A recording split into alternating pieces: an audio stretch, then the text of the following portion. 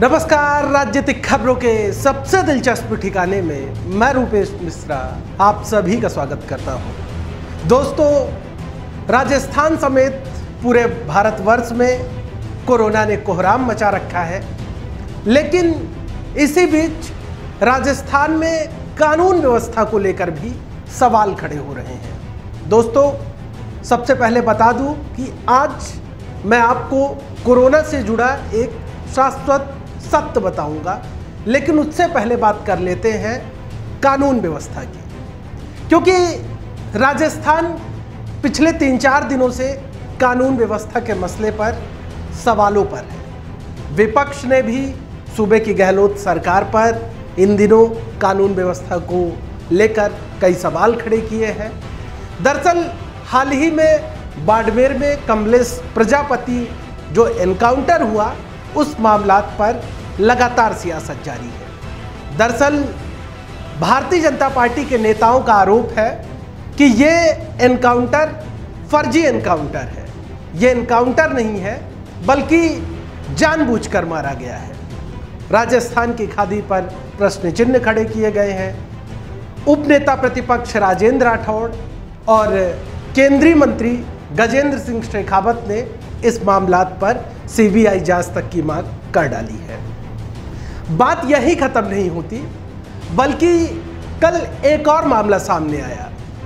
दरअसल pilot camp के पूर्व मंत्री और मौजूदा विधायक विश्वेंद्र सिंह हैं, उनके करीबी हैं वैभव चौधरी। उन पर कल भरतपुर में हमला कर दिया कुछ अज्ञात लोगों ने, और इस हमले के बाद से जाहिर तौर पर विश्वेंद्र सिंह और उनके पुत्र अनिरुद्ध की नाराजगी देखने को मिली है। दरअसल अनिरुद्ध सिंह और विश्वेंद्र सिंह दोनों ने ही कानून व्यवस्था को लेकर सवाल खड़े किए हैं। खैर, ये लड़ाई किस वजह से रही और अज्ञात लोगों ने वैभव चौधरी पर हमला क्यों किया, इस बारे में अभी तक कुछ भी स्पष्ट नहीं हो पाया है।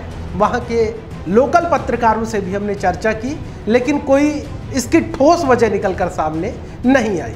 वैभव चौधरी पर हमला हुआ तो पूर्व मंत्री विश्वेंद्र सिंह फौरन अस्पताल पहुंचे, और इस दरमियान विश्वेंद्र सिंह ने एक बड़ा बयान दिया।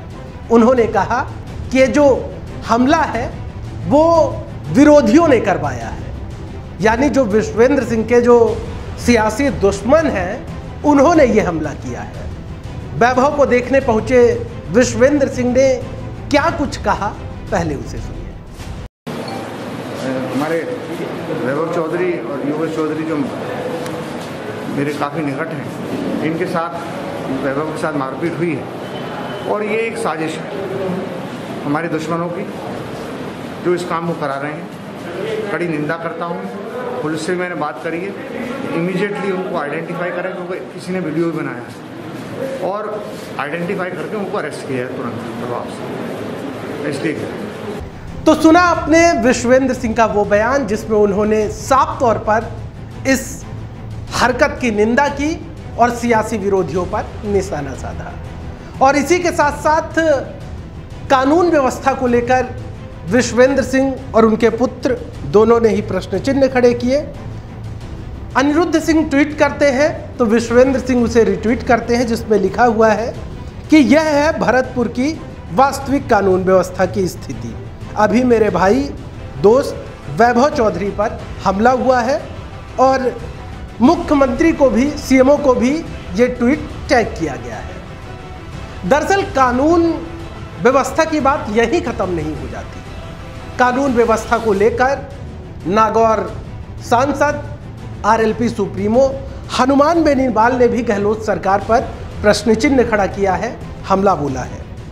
दरअसल एक खबर निकल कर आई नागौर से कि विवाहिता के संग लिव इन रिलेशनशिप में रह रहे युवक को कुछ लोगों ने पीटा, और इतना पीटा कि जोधपुर में इलाज के दौरान उसकी मौत हो गई। इस मामलात को लेकर अब हनुमान बेनीवाल आक्रामक हैं। उन्होंने ट्वीट कर आज सूबे की गहलोत सरकार पर कानून व्यवस्था को लेकर प्रश्न चिन्ह खड़ा किया। उन्होंने कहा कि श्री अशोक गहलोत जी और राजस्थान पुलिस के डीजीपी अपराध में राज्य के प्रमुख जिलों में अग्रणी बने नागौर की इस घटना का संज्ञान लीजिए। यानी कहीं ना कहीं जो कानून व्यवस्था है उसको भी लेकर इन दिनों राजस्थान में चर्चाएं हैं और विपक्ष से लेकर खुद के नेता और विधायक भी कानून व्यवस्था को लेकर, लॉ एंड ऑर्डर को लेकर सवाल खड़े कर रहे हैं। तो दोस्तों, ये तो थी कानून व्यवस्था की बात। अब बात कर लेते हैं कोरोना के उस शाश्वत सत्य की जो बिल्कुल सच है। दरअसल कहते हैं कि जब कोई भी घटनाक्रम खुद के ऊपर गुजरता है तब उसकी वास्तविकता पता चलती है। दरअसल दोस्तों, कल शाम को एक परिचित है, वहाँ उनके घर में किसी की कोरोना के संक्रमण के कारण इतनी तबीयत खराब हो जाती है कि उनका ऑक्सीजन लेवल डाउन चला जाता है। तो जाहिर तौर पर ऐसे समय में अस्पताल जाने की नौबत होती है और इस नौबत के चलते अभी हाल ही में राज्य सरकार की ओर से एक वेब पोर्टल की लिंक साझा की गई कि इस लिंक के मार्फत आप पता कर सकते हैं कि क्या स्टेटस है, किस अस्पताल में कितने बेड खाली हैं, आईसीयू बेड कहाँ पे है, वेंटिलेटर बेड कहाँ पे है, ऑक्सीजन कहाँ पे है, कहाँ पे बेड नहीं है, ये तमाम जानकारी। लिहाजा उन्होंने भी इसी वेब पोर्टल पर भरोसा करते हुए सीधे अस्पताल का रुख कर लिया। लेकिन जब संक्रमित मरीज जब अस्पताल पहुंचता है तो अस्पताल प्रशासन का कहना है कि यहाँ कोई बेड खाली नहीं है और उन्होंने साफ तौर पर अस्पताल में एडमिट करने से इनकार कर दिया। तो यहाँ पर बड़ा सवाल ये है कि फिर जो सरकार की ओर से ई पोर्टल है उसमें भ्रामक जानकारी क्यों फैलाई जा रही है, गलत जानकारी मरीजों को क्यों दी जा रही है। एक तो कोरोना का संक्रमण, ऑक्सीजन लेवल लगातार नीचे जा रहा, उसके बावजूद यदि मरीज अस्पताल भटकेगा तो क्या ये सही बात है? क्या नहीं लगता कि सरकार को इस प्रकार की भ्रामक जानकारी रोकनी चाहिए? सरकारी पोर्टल है, सभी को यकीन हो जाता है। तो कहीं ना कहीं इस घटनाक्रम को आपसे साझा करने के पीछे मेरा उद्देश्य सिर्फ इतना है कि यदि आप भी इस पोर्टल पर भरोसा करके किसी मरीज को यदि आप अस्पताल ले जा रहे हैं तो जरा सावधान हो जाइए, कहीं इस गलती में मरीज की जान न निकल जाए। और यदि मरीज की जान निकल जाती है तो आपको फर्क पड़ेगा, सरकार का एक आंकड़ा और बढ़ जाएगा, इससे ज़्यादा कुछ नहीं होने वाला। लिहाजा इस जानकारी को साझा करने के मार्फत हमारा उद्देश्य है कि आप सतर्क रहें। जब भी अपने पेशेंट को आप अस्पताल लेकर जाएं तो तमाम पुख्ता जानकारी एकत्रित कर लें अपने स्तर पर, ना कि सरकार के भरोसे। दोस्तों, बार बार मैं आपसे अपील करता हूं कि कोरोना का कोहराम बदस्तूर बरकरार है। ऑक्सीजन बेड, वेंटिलेटर बेड कहीं पे नहीं है। जब जो जिम्मेदार अफसर, नेता हैं वो आपका फ़ोन नहीं उठाएंगे।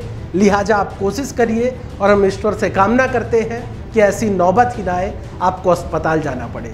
आप अपने घर और परिवार के साथ स्वस्थ रहिए, कोरोना गाइडलाइन की खुद ही पालना करिए। दोस्तों, कल फिर हाजिर होंगे आपके लिए एक ज़रूरी खबर लेकर। तब तक के लिए नमस्कार।